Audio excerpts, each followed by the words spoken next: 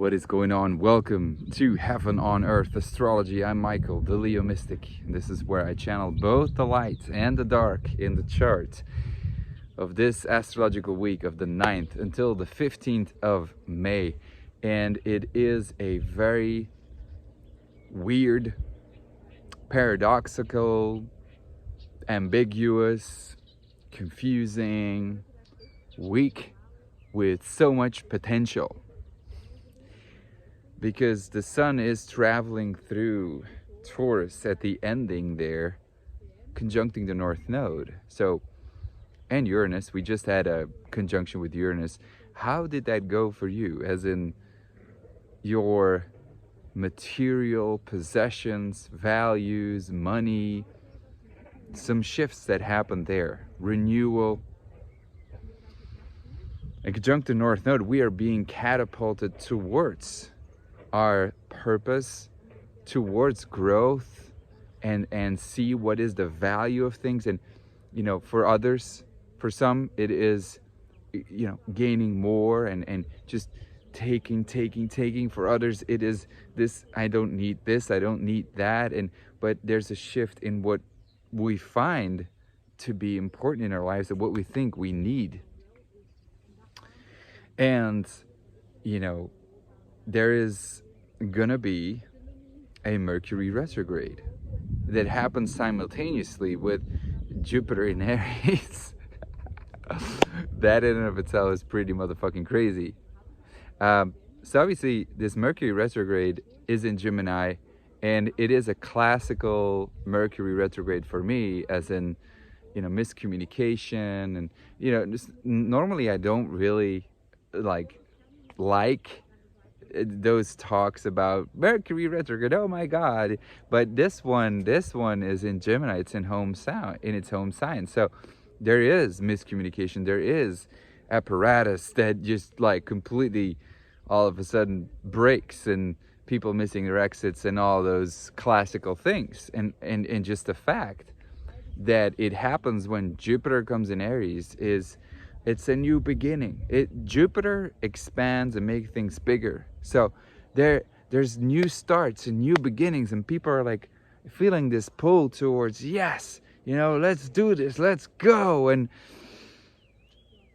at one point, I think there's a new fresh energy where we have new beliefs and where we have hope and optimism.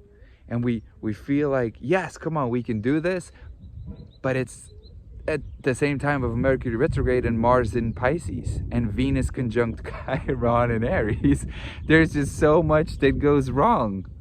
There's just so much that we feel that we are inadequate to do. Mars is in Pisces. We are confused about what to take action to. But at the same time, Mars in Pisces is about surrender and that ability to act out of a spiritual value. And Venus is in Aries, meaning, relationships too. There's new exciting energy where desire, but it's conjunct Chiron, and we have to face an awkwardness, we have to face issues with people in relationships, and maybe people coming to teach us stuff and healing a wound that we have in the masculine. It's the feminine.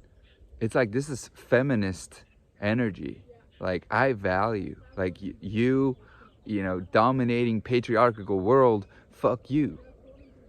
But Venus is conjunct Chiron, so masculine and the feminine are just not getting along. And I'm not saying man versus female, right? It's just really, there's a, with Mercury retrograde in Gemini, in an air sign, that's that dual nature in and of itself, where what is the masculine and the feminine? What is left and right? And the Mars in Pisces is confused, and it's it's we're stuck in between two worlds, And that's how that's gonna feel like. We have to learn to see the paradox and how these things are one and are connected to each other. How one needs the other and how one meets the other.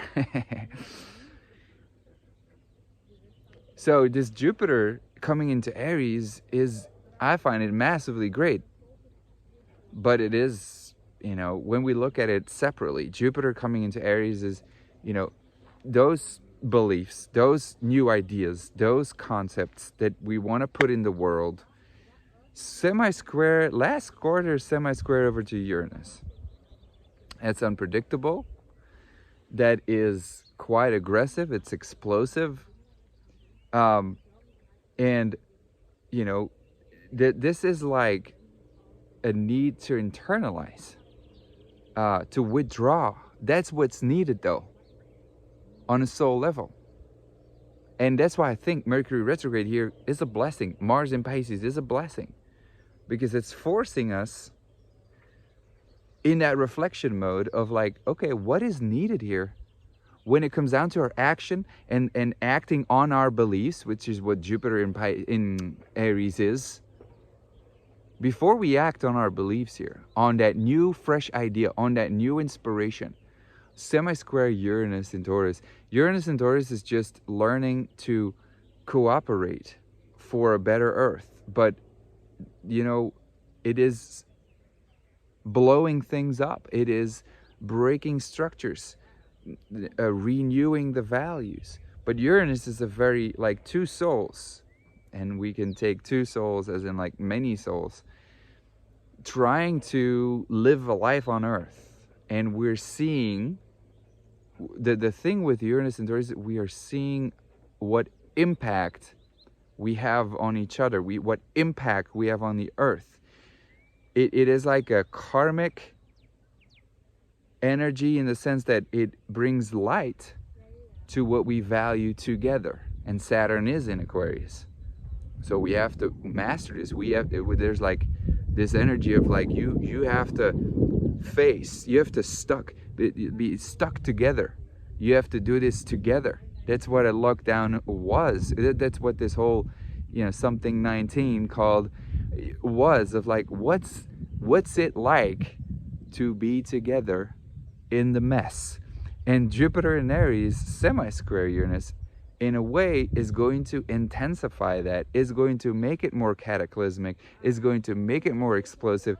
But Jupiter in Aries is learning, okay, I'm going to take action. I have new inspiration, and I have a way to liberate myself from these old beliefs. How can I liberate, how can I make this idea, this inspiration with Taurus here, how can I practically do something with it? How can I have an impact in a positive way? But what's needed for that is the ability to withdraw, because it's a last semi-square, last phase semi-square. It's almost balsamic, right? It's not balsamic, but it's semi-square. So we're getting there. So that is wrapping up. That phase with Jupiter Uranus, it's coming gradually to a close. The free thinking, the liberating, but those people who, right now with Jupiter and Aries have that ability to just like think free and be inspired and like want to act, they need to withdraw, they need to think, they need to process. At the same time, we feel like this kind of obligation energy of like, okay, well, I have to do something with it. I have to fulfill my obligations. Quite Aquarian energy, renewal energy. But with Mars in Pisces, what that does is this could start religious wars, okay? Period. And with Venus in Aries on Chiron, we kind of act out of I'm I don't value myself enough, so I have to compensate. Very subconsciously, I have to compensate. I have to show myself. I have to, this is big dick energy, in the sense like, I have a small penis and I have to show the world that it's actually functioning so well, and it is actually a big dick. But physically, it isn't. you know? So we're gonna, like, this is macho energy, but wounded. And Mars in Pisces, that's a lot of impotency. So in a way, Mars in Pisces is kind of a saving grace still, because Mars is gonna come into Aries at the end of May. And that's, for me, gonna be very fucking, watch out. But there's a seed here. There's a seed. And there's a seed in many ways. There's a seed for every person on Earth. But with Mercury retrograde and Jupiter last quarter semi-square over to Uranus and Mars in Pisces and Venus on Chiron, we're confused. We don't believe that the seed is gonna grow, you know? And we're kind of like in the dark of like, what are we doing? I don't know what the fuck I'm doing, but I'm doing shit because Jupiter's in Aries. I'm just gonna do. And Mars in Pisces is like, I'm doing, but I'm not going anywhere, right? Or am I? I guess I have to surrender. So, you know, this Mercury retrograde is like, okay, you know, just retrieve, reflect, rethink, redo. Think here a little bit about what your next seed is going to be. Think a little bit about how you're going to liberate your thoughts, how you're going to freeze people's minds, how you're going to enlighten the consciousness of the beings, of the people on Earth here. How are you going to do that? And that's what this Mercury retrograde is going to bring for us. It is, Mercury retrograde goes from Gemini to Taurus. So it is reflecting on how our thoughts are linked to matter, how we are manifesting through the thoughts that we have and seeing it clearly on what we think, on what it instantly does, because Jupiter is semi-square Uranus. So it is a seed, and that seed is there because Sun is conjunct the North Node on Friday. And we're building up towards this full moon in Scorpio, which is bringing light to the dark.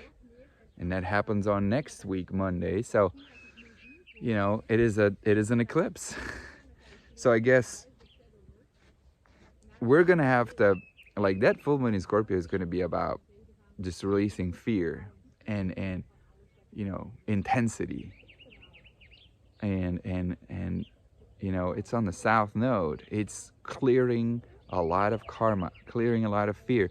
And so I guess it is a blessing that Mercury's retrograde and Venus is on Chiron, and, you know, Jupiter's last semi-square Uranus and Mars is in Pisces. This is all ending energy. This is all, well, it's not all ending energy, but Mars in Pisces is, Jupiter semi-square Uranus is, Mercury retrograde is. It's kind of like, okay, well, I'm finishing up here, how my thoughts are linked to matter, how I have to learn to surrender, and what ideas have to, you know, bring light to the collective consciousness for just, you know, a new earth. And there's fears that are going to have to be released here about how I'm not worthy, how I'm overcompensating, how I am just not having faith in the divine, that everything's going to be fine, about where my ideas are going. All those fears are going to be like, you know, so much cleansing still, even though there's new beginning energy. But that new beginning energy is only going to, like the end of May is when all of that is like, ba, ba, ba, ba, ba, ba, ba. So much acute energy, like, ah, fire, let's act, let's go, war, let's do what we are here for. But at the same time, you know, all that energy is slowing down. There's all gonna go, like, retrogrades are coming, you know. So this is a lesson in faith in our actions. This is about connecting in new ways. This is about bringing new beliefs in the world, but at the same time reflecting and the ability to withdraw and think and see how we impact our world with our beliefs and with our collective beliefs, and how we can think ourselves free, even though we just come out of 2 years of being stuck in Saturn in Aquarius. Still, there's a limitation on the mind. There's a limit. Like I'm limited into what we can do as people. You know, the authority is telling us what the rules are and how we can act and behave as people together. But you know, Jupiter, last semi-square Uranus, is going to bring so much ideas and so many revelations about how to proceed and how to continue, that this is quite liberating, rebellious energy. So there's hopes here for us, if only we just take the time to withdraw and to reflect and see our impact. You know, waking the fuck up about what truly is valuable and truly is needed. Do you really,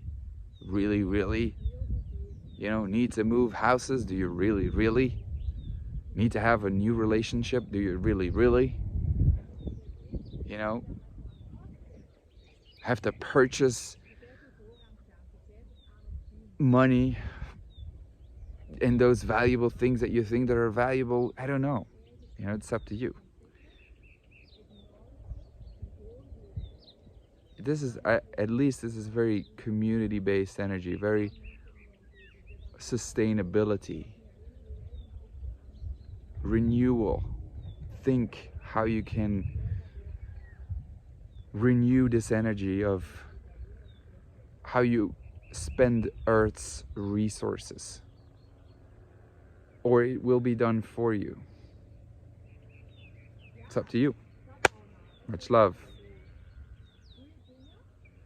See you next week.